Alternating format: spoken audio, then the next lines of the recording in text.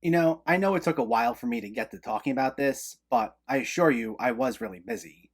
Unlike Loki, I wasn't up to anything mischievous.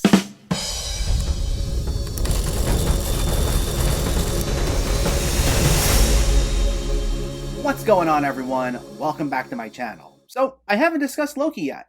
I know I'm way overdue for this, but I was really busy around the time the show ended, and I just didn't get around to talking about it. But I haven't forgotten to do a video on it, so better late than never, I suppose. I'm just glad I got to this before What If ended, I'll just say that. So, before we begin, let me know in the comments what your thoughts on Loki were, if you already saw it, or if you were planning on seeing it, and make sure to hit that thumbs up button if you like these reviews, as it helps me out immensely by getting my channel out there. And if you're new here, I hope you consider hitting that subscribe button so you can stay up to date with more movie and TV related content on a near daily basis. But let's jump right into it, and let's talk about Loki Season 1.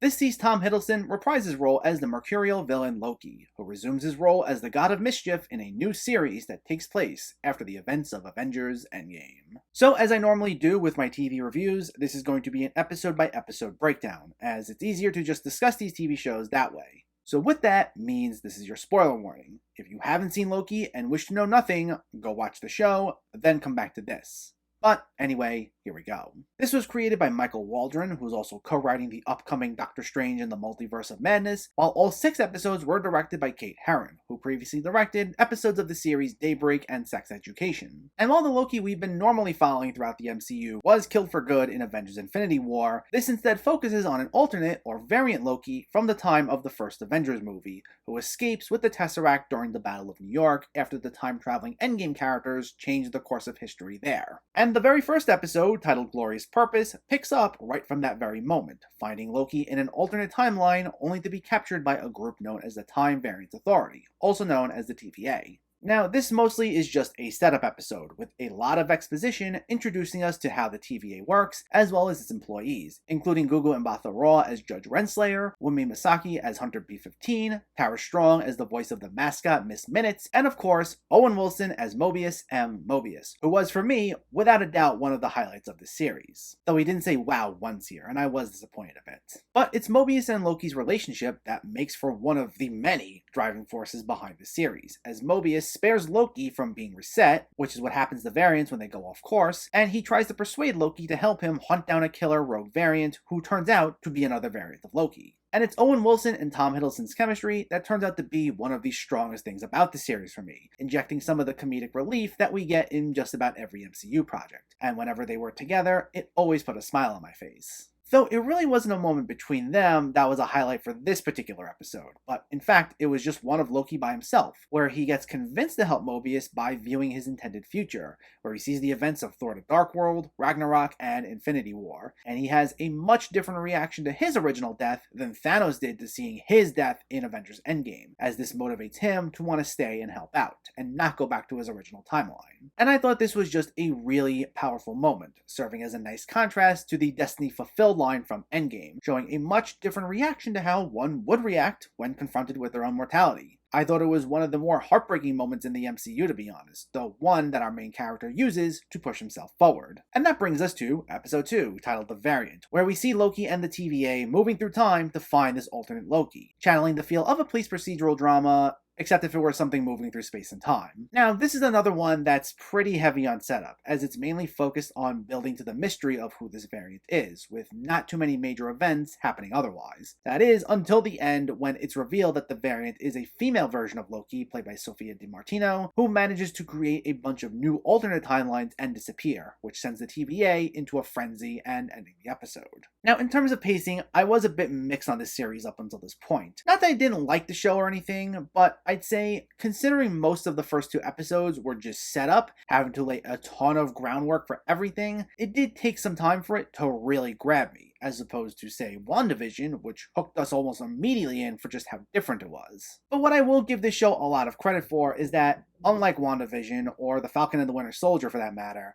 both of which didn't really give us a clearer point of where we were headed until halfway through at least, I'd say that at least this did a good job of making it clear by the end of the second episode exactly what the overall point of the show is going to be, with the idea being that it's going to be this giant cat and mouse between the variant Loki and the TVA. Not to turn this video into a giant comparison or anything, but I just wanted to point that out.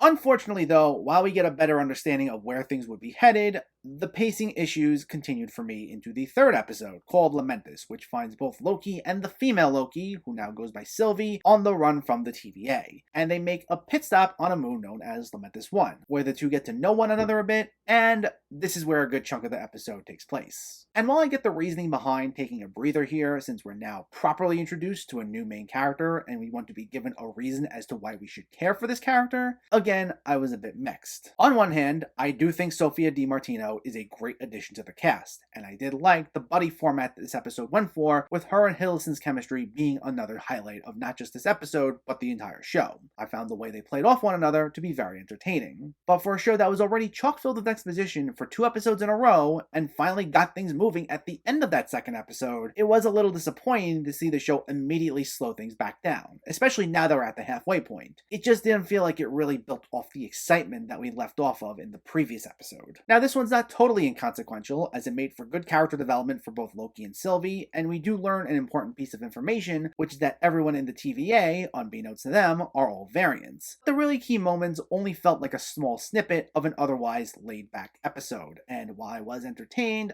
I was hoping for a bit more there. Though again, to be clear, I still like the show overall. Despite my criticisms about the pacing, I did like the focus on its world building, plus the entire cast did a great job, and were a big part of why I was enjoying myself. I just say that because this had so much ground to cover, it only gave way, at least through this first part of the show, for so many big emotional moments, and I would have liked a little more of that. But things definitely start moving on the up and up with episode 4, titled The Nexus Event, where Loki and Sylvie, who were stranded on Lamentis 1 at the end of the previous episode, are arrested by the TVA, who are alerted to their presence. Loki gets imprisoned in a time loop featuring Jamie Alexander briefly returning as Lady Sif from the first 2 Thor movies, but then afterwards he's pulled out, where he reveals to Mobius that he and everyone else in the TVA is a variant, while Sylvie reveals to Hunter B-15 that she's a variant. However, no one really gets a chance to do much with said information, as Renslayer quickly arrives and prunes both Loki and Mobius, who comes to terms with his status as a variant, setting the stage for our leads to be pit against Renslayer. And while for a brief second my heart dropped thinking Mobius was dead, as he was the first to be pruned, I was happy to learn that being pruned doesn't mean death, as we see Loki, once he gets pruned, awaken in a strange world with more variants of himself.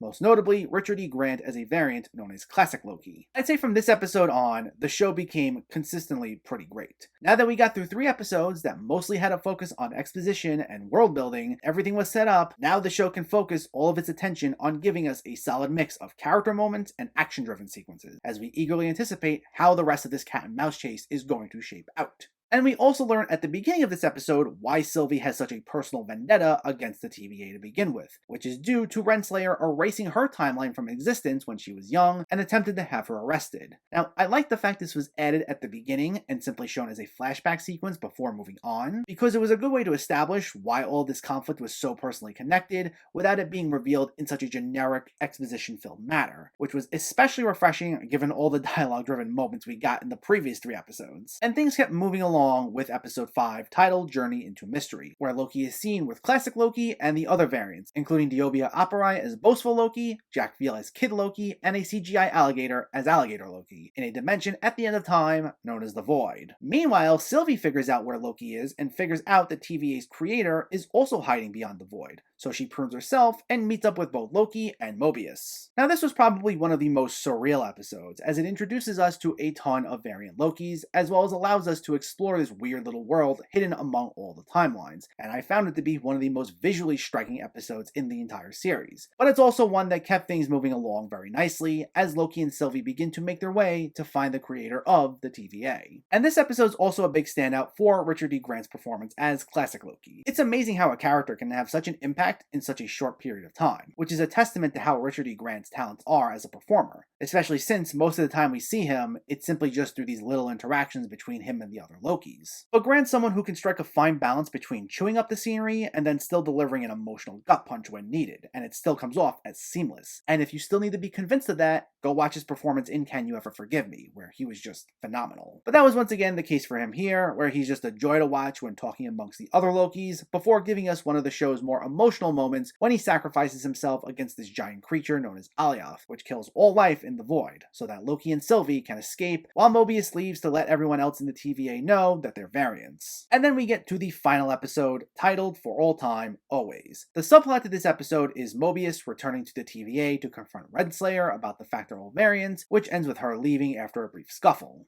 But the main storyline driving this episode is the reveal of He Who Remains, the creator of the TVA, played by Jonathan Majors, who introduces us to the multiverse and essentially gives Loki and Sylvie his life story, letting us know about himself, his other variants, how they're all worse than him, and how they're ready to start a multiversal war, especially if he's killed, which was why he started the TVA. And going in line with great one-off performances in this series, talk about making an impact. Jonathan Majors, despite this being his only appearance in the show, at least for this season, is absolutely phenomenal here. He nails that feel of a charming sociopath, as Michael Waldron described him. Because when we meet him, he seems very pleasant and friendly, and he's always keeping his cool no matter how intense things get between him and our protagonists, yet he still manages to bring out the feel that this is someone who's completely worn down and he's starting to crack, without ever coming off as cartoonish. Though as we hear him describe how awful the variants of himself are and everything he's been through and why he created the TVA, you can tell that even though this is one of the tamer variants of this character, and possibly the only one who is close to reasonable, that he's capable of creating horrifying scenarios, which is made clear as we think back on some of the TVA's actions. And whenever he speaks, we manage to feel the gravity of the situation and how severe of a threat tampering with him or his variants can be. And I really think it speaks to just how talented Jonathan Majors really is, who I'm really happy to see take on a bigger role in this universe, as he blew me away with some of his performances in the last few years, like in The Last Black Man in San Francisco and The Five Bloods, and I know he's capable of bringing so much to a role. And despite the fact that he winds up dying by Sylvie's hands at the end of this episode, this isn't the last time we'll see him, as this episode ends with the implication that He Who Remains variants are about to take over the multiverse, as Loki gets brought back to the TVA and sees one of those variants has already left his mark with a statue of him set up, while no one seems to know who Loki is now. And while we will get another season of the show, this season ends things with ramifications that will go through the entire Marvel Cinematic Universe, setting up one of He Who Remains variants, that being Kang the Conqueror, as being the next big bad of the MCU. And that's Loki Season 1, and it was once again another solid entry into the MCU. Not quite one of my favorites. Now, I know a lot of people love this one for what it sets up in the MCU and the ramifications it has, but I think its actual effects on the MCU as a whole are greater than the show itself. Like I said, I enjoyed it from start to finish, but it definitely took till about halfway for me to really start loving it. Even though it made things clear a little earlier on than the other MCU shows about where exactly we're headed, we still had to go through 3 episodes that were mostly filled with exposition. And I mean, if you're someone who's just really into this universe and you're totally good with episode after episode just being filled with Easter eggs and name dropping and all these other little references, then I think all the setup being done in those first 3 episodes won't be as big of a deal for you. Personally, I was just kind of hoping for a little more of those emotional moments earlier on, similar to when Loki sees the events of the other films play out. Like I said, that was one of my favorite moments in the show as a whole. I think had it given us a few more moments like that earlier on, this would have been a lot higher on the list for me in terms of all the MCU projects, because then it would have been consistently great. But again, I'm going to make it clear once again, I still like the show overall, and I didn't think there was really a bad episode. I just enjoyed it more later on. But I think what especially helped me still feel invested from the beginning was the cast, because everyone did a great job here. I was curious how I was going to wind up feeling about following an entirely different version of Loki, considering this technically isn't the same character we followed in the later parts of the MCU, who underwent a redemption arc, because this version of the character is still technically a villain in this alternate timeline, at least when we first meet him. But Tom Hiddleston gets you right back into feeling sympathy for this character. He's as charismatic as ever, and because he had to reconcile early on with what his original fate was supposed to be, that caused the character to have to pivot a lot faster to being a hero in this timeline than the original character did. And it was done in a way where, even though it happens early on in the show, it doesn't feel forced or anything, so I like that. And while the entire supporting cast was solid, Sophia DiMartino was one of the big standouts for me as Sylvie, who I'm sure we're going to see plenty of in the MCU as a whole moving forward. I like some of the backstory they gave her, which I hope we'll explore more of in the second season. She had great chemistry with Tom Hiddleston, she was just as charismatic as him, and she had a very strong screen presence. And I'm looking forward to seeing her play a bigger role in the MCU in the future. Loki is another solid entry into the Marvel Cinematic Universe. It mixes mystery and sci-fi elements in an intriguing way that allows us to explore a completely different side of the MCU while still setting the stage for even more to come. While it does take some time to get things really moving, once it does, it's an absolute blast, especially thanks to the charisma of its cast, in particular the always reliable Tom Hiddleston, as well as Sophia DiMartino, Owen Wilson, and its appearances by Jonathan Majors and Richard E. Grant. It was a good time overall, and I look forward to what comes next. Loki Season 1 gets a 7.5 out of 10. Big things are ahead for the MCU, and I'm looking forward to discussing with you all. But in the meantime, let me know, did you see Loki, or are you planning to see it, and what were your thoughts? Did you like this more than the other Marvel shows? Are you excited for the multiverse? Let me know in the comments below so we can discuss. Also, if you enjoyed this video, please like it and share it, and for more movie reviews and film discussion, please make sure to hit that subscribe button to stay updated. Thanks for watching everyone, and keep having fun with film.